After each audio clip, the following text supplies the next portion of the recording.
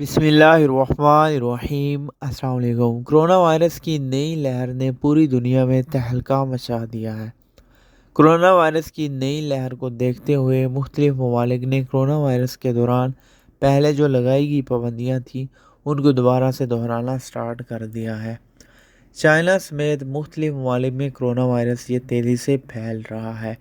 इसको मद्देनज़र रखते हुए पाकिस्तान और इंडिया ने कोरोना वायरस के दौरान जो लगाई गई पाबंदियाँ थी इनको दोबारा से शुरू कर दिया है।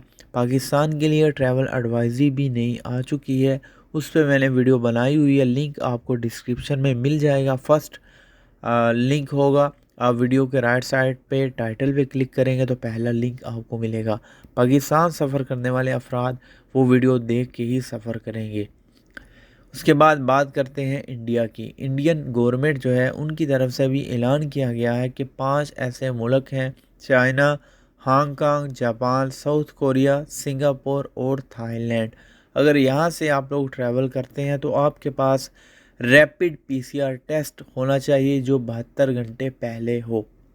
यानी आपकी टिकट्स की जो टाइमिंग है, फ़्लाइट की जो टाइमिंग है, उसको मद्देनज़र रखते हुए 72 घंटे पहले आपने रैपिड पीसीआर टेस्ट करवाना है। अगर आप लोग 5 ममालिक से सफ़र करते हैं, अदरवाइज़ किसी और कंट्री से सफ़र करते हैं तो फिर आपको रैपिड टेस्ट की ज़रूरत नहीं, वो आपको एयरपोर्ट पे ही 2% अफराद का रैंडमली टेस्ट लिया जाएगा। लेकिन अगर इन 5 महसूस कंट्री से आप ट्रैवल करते हैं तो 72 घंटे पहले पीसीआर रैपिड टेस्ट होना चाहिए आपके पास, उसकी रिपोर्ट, और वो रिपोर्ट जो है वो नेगेटिव हो, अदरवाइज़ आप लोग ट्रैवल नहीं कर सकेंगे।